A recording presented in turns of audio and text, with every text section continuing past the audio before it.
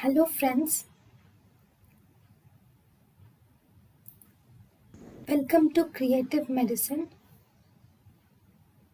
In this lecture, we will learn about Management of cervical infertility. If there is cervical infertility, the patient can undergo intrauterine insemination, or if there is unexplained infertility, then management of unexplained infertility is by giving clomiphene citrate followed by intrauterine insemination for at least 3 cycles, and if this fails, then the patient should undergo in vitro fertilization.